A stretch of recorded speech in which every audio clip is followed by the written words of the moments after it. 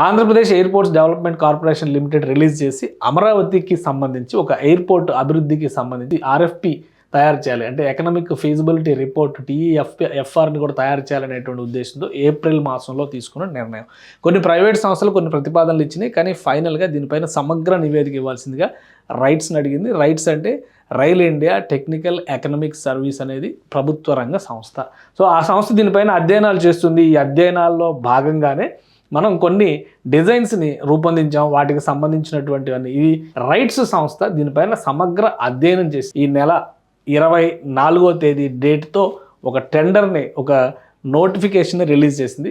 ఆ notification call for open quotations for undertaking environmental impact assessment study and EMP reports and obtaining EIA clearances for development of green field international airport at Amaravati in Guntur. ఇది మనం create చేసింది కాదు, ఇది rights వాళ్ళ website. అధికారికంగా వాళ్ళు tenders release చేసేటువంటి అంశాలన్నీ ఇందులోనే పెడతారు.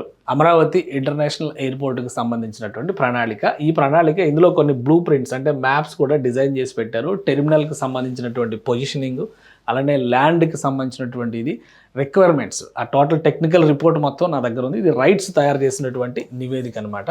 దీనికోసం ఒక 4-5 వేల ఎకరాలను ప్రతిసారి కూడా చర్చ నడుస్తుంది. అది ల్యాండ్ పూలింగ్ పద్ధతిలో తీసుకుంటే ఓ 10,000 ఎకరాలు తీసుకుని మిగతా బెనిఫిట్స్ని ఎవరైతే ఇచ్చారో వాళ్ళకి ఇవ్వచ్చు, లేదా ప్రభుత్వం భూసేకరణ దిశగా వెళ్ళొచ్చు. భూసేకరణ అంటే ప్రస్తుతం ఉన్నటువంటి రేట్లకు తగ్గట్టుగా వాళ్ళకి పేమెంట్లు చేయడం, పూర్తిగా తీసుకోవడం, ఎంత భూమి కావాలో అంత తీసుకోవడం.